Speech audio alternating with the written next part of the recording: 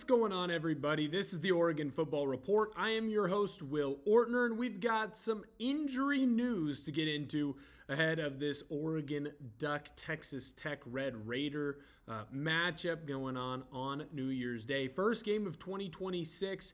If it's not the first game, it's the first game that really matters, I guess I should say, because those other bowl games don't really matter.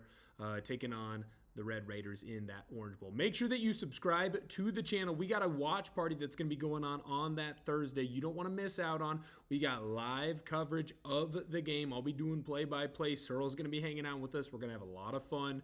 A lot of people who were there, 27,000 of you for that Oregon JMU game. Let's get that number up higher than that, and everyone seemed to really enjoy the show. So that's why you should subscribe to the channel. So I want to talk about the three big injury stories that I saw, and then we'll get out of here and get everyone ready to go for New Year's Eve, and then, of course, New Year's Day, and that's going to be the most important. So the first guy that I want to talk about on this list is Evan Stewart. It looks like he is officially going to be out for this game. Dan Lanning had his typical cheeky response of, "Hey, Evan Stewart, he wasn't at practice when you were in Eugene. Now that you're in Miami and you're having practices, he's not here again. He's already officially labeled as out." He was doubtful at one point last week before he was out. Was there a setback injury? And in Dan Lanning fashion, he just goes, "No, I just thought I'd bounce him around so that you guys would talk about that instead of anything else." So it sounds like Evan Stewart potentially might have had a setback, but he was always kind of a long shot to come back this season. I know there were a lot of Oregon Duck fans, myself included, who were very hopeful that you could find him some time and some action in this college football playoff, and my reasoning for that was he is maybe the biggest addition that anyone could have, not necessarily because other teams don't have wide receivers that are as good as Evan Stewart. In fact, I think there's a lot of wide receivers that are, have been playing for their teams the entire time that are as good or better than Evan Stewart. But he would be the greatest addition because we know how good this Oregon Duck team is without him. Now imagine what they could be with him. Even if it is, an 80% version of Evan Stewart, that's another deep threat that Dante Moore didn't have at the beginning of the year. That's another veteran wide receiver that Dante Moore didn't have at the beginning of the year, the entire year. That can only be good for the Ducks. It would not be bad.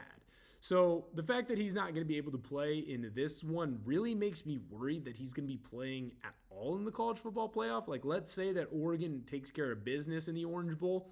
Do we really think that in the college football playoff semifinal that all of a sudden Evan Stewart would be able to play in that one? I'm not so sure. I also wonder, with the fact that he's been out for a calendar year, is he better than 4 or 5 of the receivers that we got going on the roster right now? Like, is he going to get time over Benson? Is he going to get time over Dakorien Moore, over Gary Bryant Jr., over McClellan, who's been fantastic this season?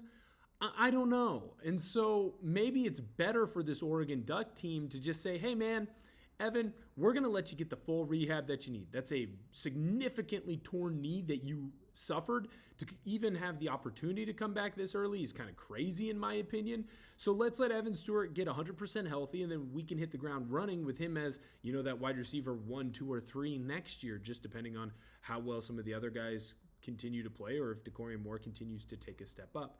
You kind of gotten to this point where I don't know that we see Evan Stewart in the college football playoff. Like, don't get me wrong. It's all hands on deck. The minute that you can play the guy, you got to play the guy because of how good he is.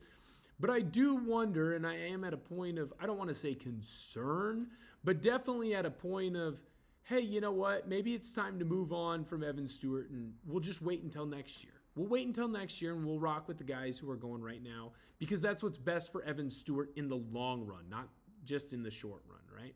So I do want to ask you guys, are you worried that Evan Stewart is out for the Orange Bowl? Let me know down below in the comment section if you're worried about Evan Stewart, if you're not worried, if you're worried about how this will affect the Ducks. Whatever your thoughts are around the Evan Stewart injury, let me know down below in the comment section. I do think it's important to kind of talk about Gary Bryant Jr. and Dakorien Moore, both not on the injury report at all, but I do think it, after that JMU game, there was clearly a pitch count that they were on. Hopefully they're not going to be on that pitch count, but Dante Moore did have this to say about the wide receivers, and not just the guys who were injured being ready to play, but the guys who were originally not supposed to get that many snaps, who are now getting a ton of snaps, playing really well. Here's what he had to say on those guys. Yeah, Dakorien, Gary, everybody getting back. It's great to have all of your weapons. But I think the best thing with them, and I'll always give them credit, is when they're not on the field playing or these past couple of weeks haven't been participating as much. I think they've grown so much better being vocal in the film room and in the weight room. What does that tell me? That tells me that this wide receiver room, they play for each other. They love each other. They care about each other. And they care about this team over everything. That is a position group that you don't always see that from. How often have we talked about wide receivers in the National Football League or even in college that are divas? If things aren't going their way, they blow everything up and out of proportion. How many times have we seen guys like Terrell Owens in his front yard doing sit-ups in front of the media just to get attention because he hasn't had attention in quite some time? It's good to see that the Ducks don't have that type of player. And it's good to see that neither Dakorien Moore or Gary Bryant Jr. were on that injury report. Makes me think they're going to be full go. Makes me think that we're not going to have a pitch count for them. And you need them to be ready to go. As many weapons as you possibly can have. Because this Texas Tech Red Raiders defense, they're legit now. I understand that the Big 12 isn't that strong. Texas Tech made it look extra weak. Extra weak. So make sure that, it's nice to have all your weapons, take advantage of them as best that you can. Next guy who wasn't on the injury report, but there were talks of injuries, is Jordan Davison. We gave an update earlier on in the week of, hey, here's where he's at. It looks like he's probably going to be okay. Dan Lanning had said that he thought that Jordan Davison was going to be able to play despite, not being able to finish that JMU game. When I look at that injury report, it's clear to me, man, this guy's going to be good to go. He's going to be ready to play, and you need that freshman running back as healthy as possible, ready to go this year. I mean, he's a guy who's sitting right at that 700-yard mark. I guess he's a little bit lower, but a big performance against Texas Tech, maybe he gets there, right? You have this staple of running backs between Whittington, Hill, and him that, it's hard to bring any of them down. They all have their own unique running style, and I think what's most impressive with Davison is, as young as he is a physical runner. He's your low red zone runner, and he's got a ton of touchdowns to prove it, over double digits. Where you're going to need to see him really explode in this one is in those low red zone moments, because when you get close to the end zone against Texas Tech, you need to score touchdowns. Field goals are not going to win this game. They're not going to win this Orange Bowl. Both teams offensively are capable of big explosive plays, and while the Red Raiders have a really good defense, and I still think the Oregon Duck defense is better than what people give it credit for, points are going to get scored. This is college football. You got to be able to score points. There's not many, hey, you won this game 13-6, like it happens in the NFL when two great defenses meet each other. You're going to have to be able to put probably 24 points up, maybe get into the 30s. Like, that's possible. I don't think it's out of the realm of possibility that final score, the winner, has 30-plus points, despite how good the defenses are. So you need a running back that can finish in the low red zone and finish in the end zone. That's going to be very important. So getting him back is absolutely massive. Looks like he's going to be 100% ready to go. Hopefully no pitch count there. The last guy that I want to talk about is Trey McNut. And I think it's pretty clear that I'm buying stock on him very, very early. I feel like I'm buying Apple at $10 a share right now. Like, I think that this kid, the sky is the freaking limit. He was a 5-star safety coming out of high school. He was supposed to participate and play a lot in this defense going into the year.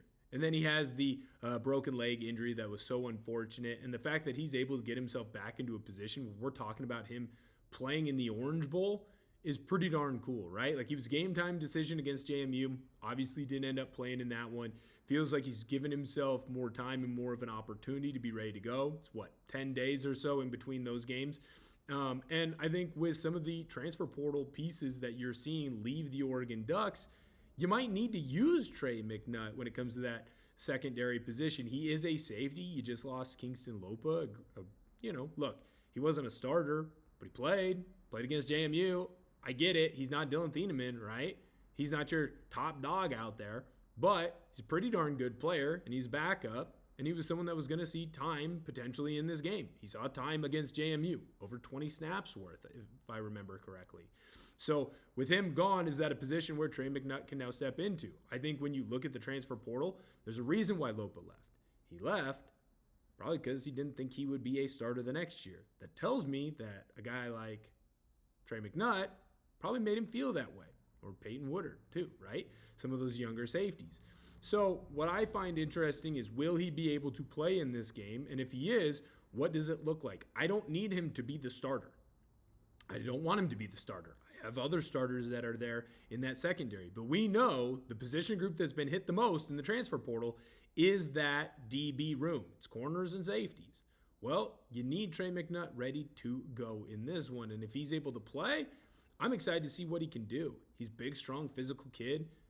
I'm going to trust the scouting reports on him from a lot of the college recruiting guys, or high school recruiting guys, I guess I should say, where, hey, he can go in and bang down low if he needs to. He can add into the run game, and if you need him to be in coverage, he can do a decent job of that. This Texas Tech Red Raider offense, I get it. They went against the Big 12. Defenses aren't as strong. They're pretty darn good now. They have a lot of explosives. They're not afraid to take big shots when they get them and when they have the opportunity to. So you need as many people ready to go in that Oregon's secondary that can rotate and fire through and play at a high level. The other thing with McNutt, can we see him on some special teams? Big, strong, fast, physical kid like that, we might need to see him on punt. We might need to see him on kick. We might need to see him on kick return, punt return, whatever.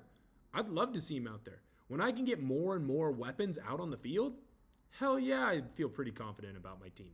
So the fact that he's questionable right now gives me some hope that maybe he's going to be able to go in this one.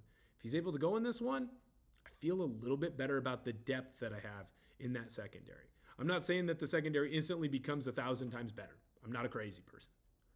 But I do say that I feel better about the depth. That's 100% sure. Last little question here. Will Trey McNut play in the Orange Bowl? Let me know down below in the comment section, yes or no. Give me your best guess there. And lastly, please subscribe to the channel. We're closing in on 2,000 subscribers. That's huge. We are the fastest growing Oregon football channel here at Chat Sports.